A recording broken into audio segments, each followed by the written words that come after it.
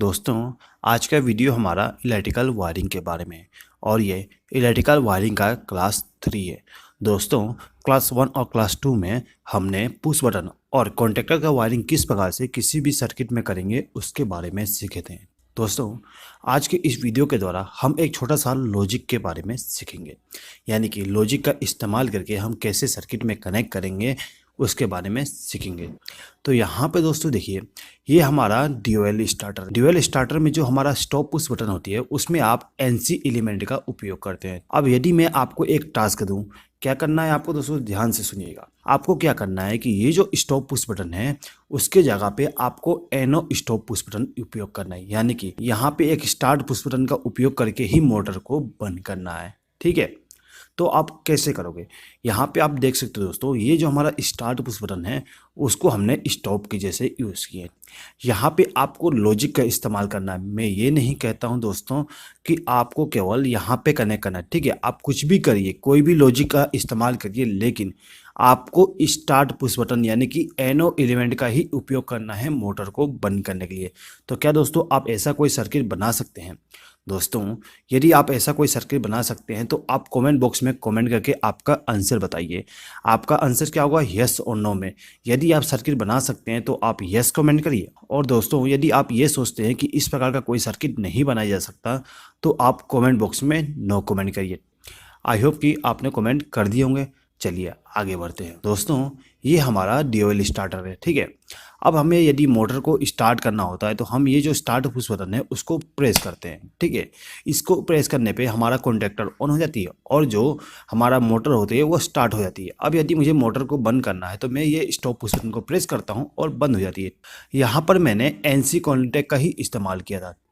अब मैं क्या करता हूँ, यहाँ पे एनो एलिमेंट ले लेता हूँ। ठीक है, अब मैं चाहूँ यहाँ से मोटर को स्टार्ट करना तो हमारा मोटर स्टार्ट नहीं होगा, क्योंकि ये एनो कॉन्टैक्ट है और ये पावर सप्लाई को आगे फ्लो नहीं होने देगा। तो इसका मतलब ये है कि यदि मैं चाहूँ कि एनो कॉन्टैक्ट का उपयोग स्टॉप के जैसे कर दूँ, वो भी डायरेक्टली, तो नहीं कर सकता हूँ। ठीक है, तो यहाँ पे यदि आपको एनो पुश बटन का उपयोग करना है मोटर को बंद करने के लिए तो आप एनो पुश बटन को इनडायरेक्टली उपयोग करोगे। कैसे उपयोग करोगे? देखिए दोस्तों, यहाँ पे आप क्या करोगे कि ये जो स्टॉप पुश बटन है उसको इस सर्किट से हटा दीजिएगा। ठीक है, उसके बाद आपको यहाँ पे एक और कॉन्टेक्टर लेना पड़ेगा। यहाँ पे आप एक कॉन्टेक्टर ले सकते हैं या फिर एक ऑक्सिलरी कॉन्टेक्टर, और आप चाहे तो एक ग्लास रिले भी उपयोग कर सकते हैं।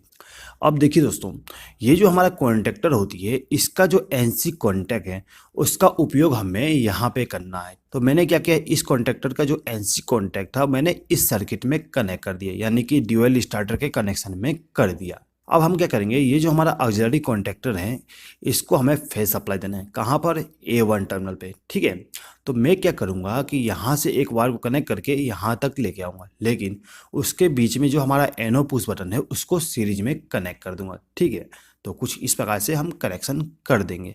ठीक है दोस्तों, अब देखिए, अब हम क्या करेंगे कि ये जो हमारा ऑक्सिलरी कॉन्टेक्टर है इसके A2 टर्मिनल पे हमें न्यूट्रल सप्लाई देना है। तो न्यूट्रल सप्लाई के लिए हम क्या करेंगे, डायरेक्टली यहाँ से एक वायर को कनेक्ट करके इसको कनेक्ट कर देंगे। तो कुछ इस प्रकार से हम सर्किट को बनाते हैं। तो हम एनो पुश बटन का उपयोग करके मोटर को बंद कर सकते हैं। चलिए आपको मैं बता देता हूँ कि ये सर्किट कैसे काम करेगा। देखिए दोस्तों, यहाँ पे जो हमारा ड्यूअल स्टार्टर है इसको स्टार्ट करने के लिए आप नॉर्मली इस पुश बटन को प्रेस करके स्टार्ट कर सकते हैं। ये हमारा एनसी कॉन्टैक्ट है, क्योंकि ये कॉन्टैक्टर बंद है तो ये एनसी ही रहेगा। ठीक है, अभी आप देख सकते हो कि इस कॉन्टैक्टर में पावर सप्लाई नहीं जा रही है। ठीक है, मैंने जैसे ही इस पुश बटन को प्रेस किया तो हमारा कॉन्टैक्टर स्टार्ट हो गया, और कॉन्टैक्टर के स्टार्ट होने पर इसका जो एनो कॉन्टैक्ट था वो एनसी बन गए। उसके बाद देखिए, अब यदि मैं इस पुश बटन को रिलीज भी कर देता हूं तो हमारा मोटर स्टार्ट ही रहेगा, क्योंकि पावर सप्लाई यहां से फ्लो होते रह रहा है। अब देखिए, अब मैं क्या करूंगा, यहाँ पे जो हमने स्टॉप पुश बटन का उपयोग किए थे उसको मैं प्रेस करूंगा।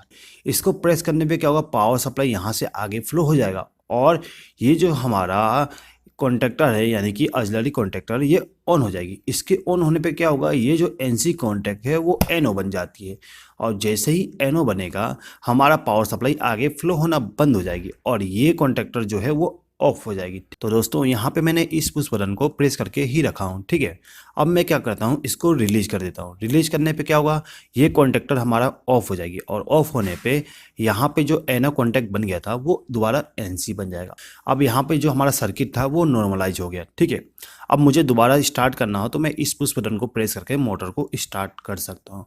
तो दोस्तों आपने देखा ना, मैं यहाँ पे छोटा सा लॉजिक का इस्तेमाल किया और उसके द्वारा सर्किट में किस प्रकार से कनेक्शन कर दिया, ठीक है। इस प्रकार से आप भी लॉजिक का इस्तेमाल करके कोई भी सर्किट को कनेक्ट कर सकते हैं। बस आपका जो इमेजिनेशन का क्षमता है उसको बढ़ाना पड़ेगा, ठीक है। उसी क्षमता को बढ़ाने के लिए मैं इलेक्ट्रिकल वायरिंग के क्लासेस को स्टार्ट किया हूँ। तो दोस्तों यदि आपको ये वीडियो पसंद आए तो प्लीज़ इस वीडियो को लाइक ज़रूर कर दीजिएगा, और यदि आपने अभी तक हमारे चैनल को सब्सक्राइब नहीं किया तो सब्सक्राइब भी कर लीजिएगा। इस वीडियो को देखने के लिए धन्यवाद।